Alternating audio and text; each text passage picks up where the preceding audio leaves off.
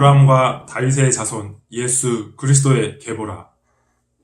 구약 전체의 핵심 메시지는 이렇게 요약할 수 있죠. 우리를 구원하기 위하여 메시아가 오실 것이다. 그런 의미에서 신약의 첫 번째 시작을 마태복음으로 시작하는 것은 매우 의미 있습니다.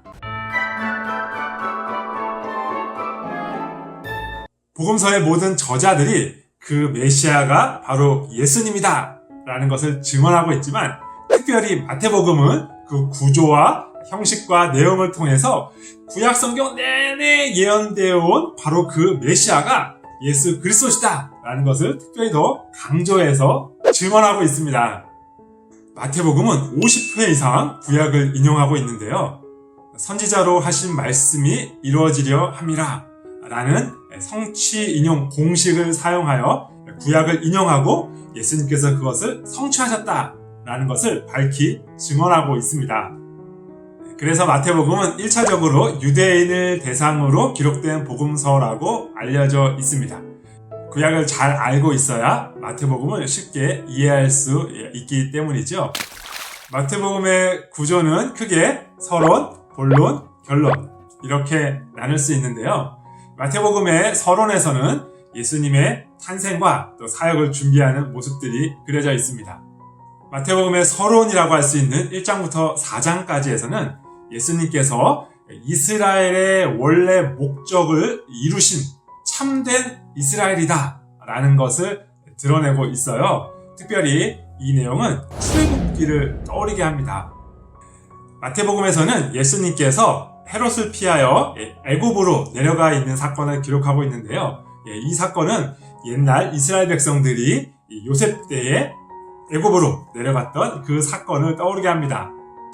그리고 헤롯이 베들레헴에서 2살 아래의 모든 사내 아이들을 진멸하잖아요.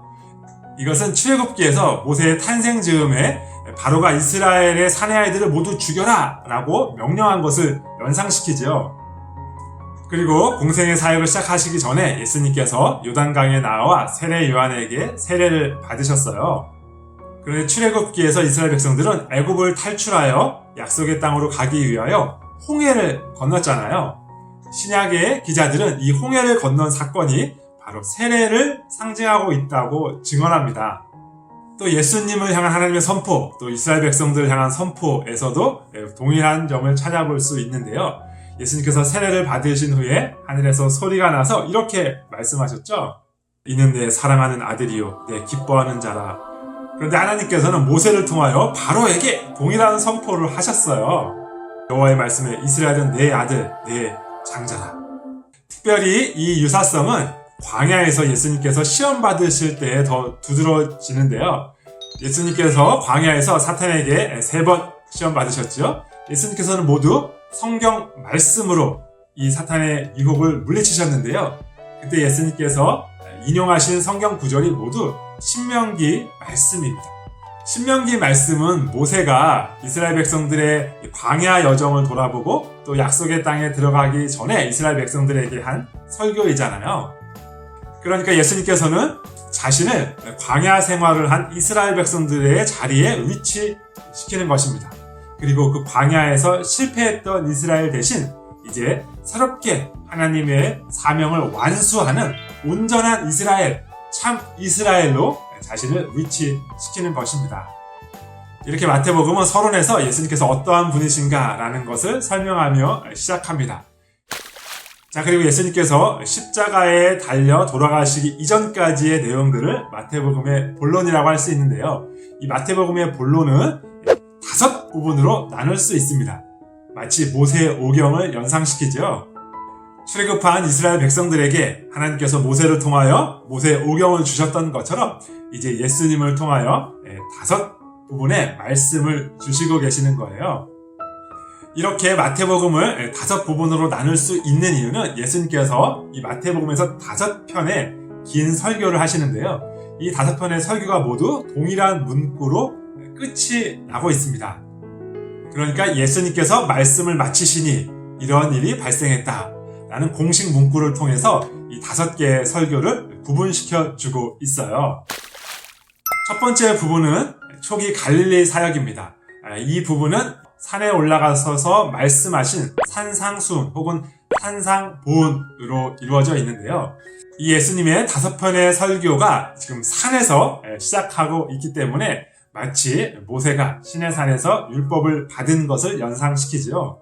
이 첫 번째 설교에서는 예수님께서 율법의 온전한 의미를 드러내시며 이제 그 율법을 완성시키는 분이신 것을 잘 드러내어주고 있습니다.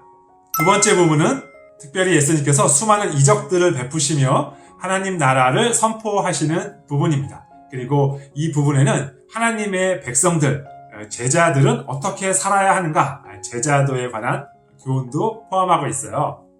이 부분의 설교는 전도 여행을 떠나는 제자들에게 예수님께서 하신 설교입니다. 세 번째 부분은 하나님 나라가 확장되어 감에 따라 예수님을 따르는 사람들과 따르지 않는 사람들 간의 본격적인 갈등이 그려지고 있는 내용입니다. 세례 요한의 질문, 그리고 안식일 논쟁, 그리고 바리새인과 서기관들과의 논쟁이 기록되어 있습니다. 그리고 이어서 천국에 관한 비유들을 말씀해 주세요. 13장에는 수많은 하나님 나라에 관한 비유들이 기록되어 있습니다. 네 번째 부분은 메시아에 대한 뿌리 깊은 오해를 다루시는 예수님의 이야기가 기록되어 있습니다. 오병이어 사건 이후에 예수님을 임금 삼으려고 하는 사람들의 이야기, 그리고 그리스도가 누구인가에 관한 베드로의 올바른 고백과 또 오해, 예수님께서는 이런 오해들을 바로 잡으시고 이제 메시아가 고난을 받으셔야 한다는 것, 그리고 부활하시게 될 것이라는 것을 본격적으로 가르치시기 시작합니다. 이 부분의 설교는 18장에 기록되어 있는데요. 이 설교는 용서와 공동체, 교회에 관한 설교입니다. 자, 마지막 부분은 예수님께서 예루살렘에 입성하시기 전 그리고 그 후의 이야기를 다루고 있습니다.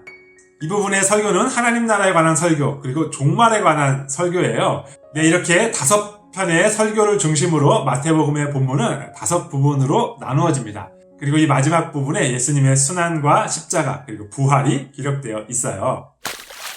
자, 이렇게 마태복음은 예수님께서 구약을 어떻게 성취하셨으며 어떻게 참된 메시아가 되시는가를 잘 보여주고 있습니다.